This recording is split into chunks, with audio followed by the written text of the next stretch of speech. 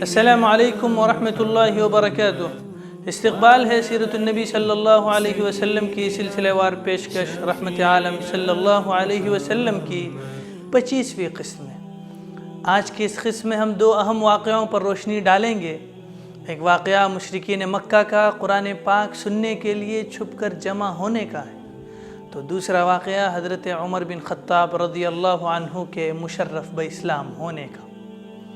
ناظرین، سرداران قریش کے ساتھ آپ صلی اللہ علیہ وسلم نے کیا باتیں کی تھی، اس کی تفصیلات ہم نے اس سے پہلے والی قسط میں جان لی ہیں۔ کفار قریش کے انکار کرنے کے باوجود، محمد صلی اللہ علیہ وسلم کو رسول نہ ماننے کے باوجود، بعض کفار قریش ایسے بھی تھے جو رات کو چوری چھپے آپ صلی اللہ علیہ وسلم کی تلاوت کرتے وقت بغور سننے کی غرض سے رات کے اندھیرے میں حاضر ہو جاتے۔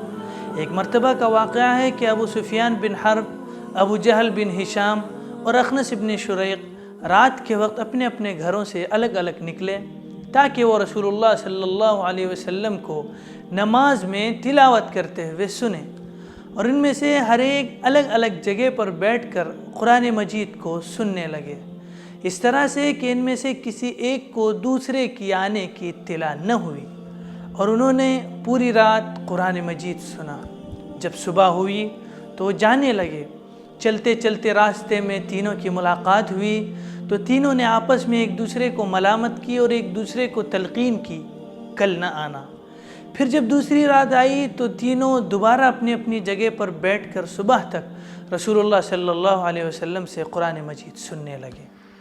پھر جب وہ جانے لگے تو راستے میں ان کی ملاقات آپس میں ہو گئی تو تینوں نے وہی بات کہی جو انہوں نے پہلی رات میں کہی تھی۔ پھر جب تیسری رات آئی تو تینوں پھر اپنی اپنی جگہ پر رسول اللہ صلی اللہ علیہ وسلم سے قرآن سننے کے لیے جمع ہو گئے اور صبح تک سنتے رہے۔ پھر جب صبح ہوئی تو وہ جانے لگے، تینوں کی راستے میں پھر ملاقات ہو گئی تو تینوں نے کہا اب اس وقت تک یہاں سے نہیں ہٹیں گے جب تک آپس میں ہم وعدہ نہ کر لیں کہ ہم پھر یہاں نہیں آئیں گے۔ تو تینوں نے نہ آنے کا وعدہ کیا اور تینوں جدا ہو گئے۔ یہ ہے قرآن کریم کا وہ اعجاز جس سے سننے والوں کو مزید سننے کی خواہش اور طلب پیدا ہو جائے۔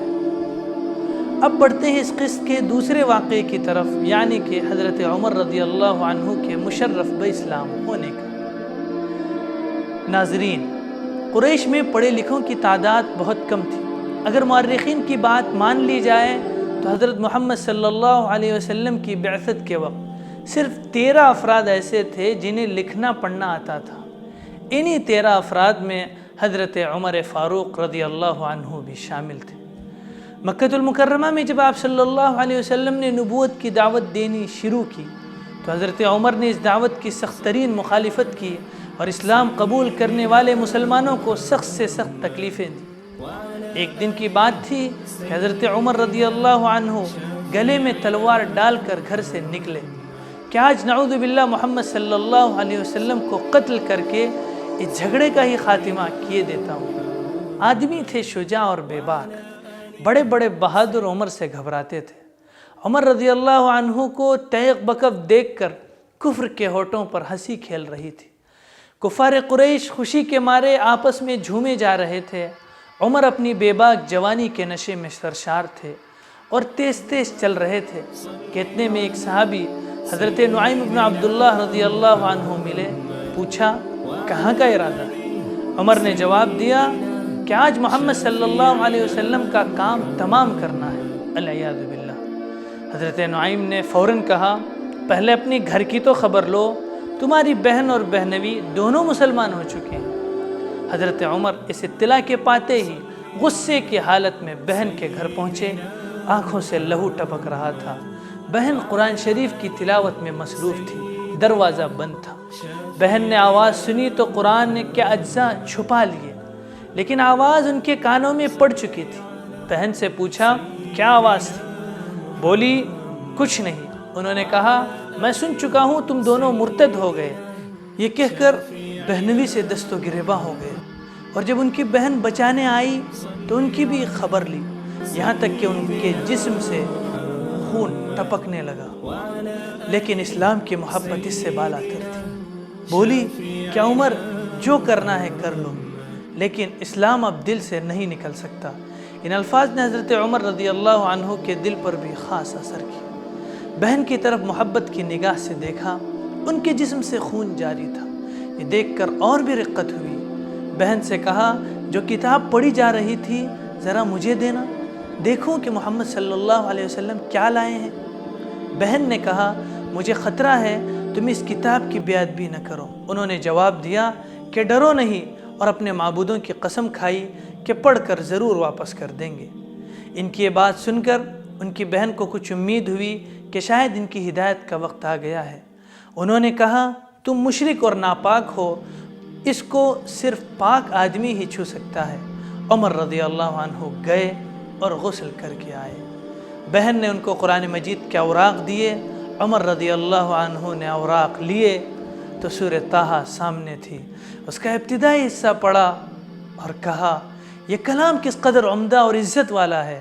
حضرت خباب رضی اللہ عنہ جو حضرت عمر رضی اللہ عنہ کی آنے کی اطلاع پا کر چھپ گئے تھے، یہ سن کر باہر نکل آئے اور ان سے کہا اے عمر، مجھے امید ہے کہ اللہ نے اپنے نبی صلی اللہ علیہ وسلم کی دعا قبول کی۔ میں نے کل ہی آپ صلی اللہ علیہ وسلم کو یہ دعا کرتے ہوئے سنا ہے کہ اللہ حکم بن ہشام یعنی ابو جہل یا عمر بن خطاب کے ذریعے سے اسلام کی مدد فرما۔ عمر اس نعمت کی قدر کرو۔ عمر نے کہا خباب مجھے محمد صلی اللہ علیہ وسلم کا پتہ دو کہ میں حاضر ہو کر اسلام قبول کروں۔ خباب نے پتہ بتلا دیا۔ یہ وہ زمانہ تھا کہ رسول اللہ صلی اللہ علیہ وسلم حضرت ارقم کے مکان میں جو کوہ صفا میں واقع تھا پناہ گزین تھے۔ حضرت عمر رضی اللہ عنہ آستانِ مبارک پر پہنچ کر دستک دی، چونکہ شمشیر بکف تھے۔ صحابہ رضی اللہ عنہم کو تردد ہوا، لیکن امیر حمزہ رضی اللہ عنہ نے کہا آنے دو، وہ مخلصانہ آیا ہے تو بہتر، ورنہ اسی کی تلوار سے اس کا سر قلم کر دوں گا۔ حضرت عمر رضی اللہ عنہ نے اندر قدم رکھا تو رسول اللہ صلی اللہ علیہ وسلم خود آگے بڑھے اور ان کا دامن پکڑ کر فرمایا کیوں عمر، کس ارادے سے آیا ہے؟ نبوت کی پرجلال آواز نے ان کو کپکپا دیا۔ نہایت خضوع کے ساتھ عرض کیا ایمان لانے کے لیے۔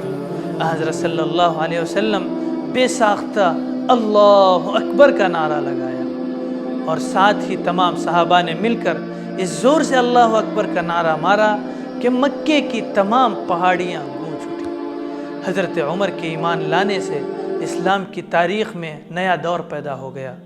اس وقت اگر 40-50 آدمی اسلام لا چکے تھے، عرب کے مشہور بہادر حضرت حمزہ سید الشہداء بھی اسلام لا چکے تھے، تاہم مسلمان اپنے فرائض مذہبی علانیہ نہیں ادا کر سکتے تھے اور کعبے میں نماز پڑھنا تو بالکل ناممکن تھا۔ حضرت عمر کے اسلام لانے کے ساتھ دفعتاً یہ حالت بدل گئی۔ انہوں نے علانیہ اسلام ظاہر کیا۔ کافروں نے اول بڑی شدت کی، لیکن وہ ثابت قدمی سے مقابلہ کرتے رہے، یہاں تک کہ مسلمانوں کی جماعت کے ساتھ کعبے میں جا کر نماز ادا کی۔ چونکہ مکے کی سرزمین اب مسلمانوں پر تنگ ہوتی جا رہی تھی، مظالم قوت برداشت سے زیادہ ہو رہے تھے، اس لیے اللہ نے حبشے کی طرف ہجرت کی اجازت دی۔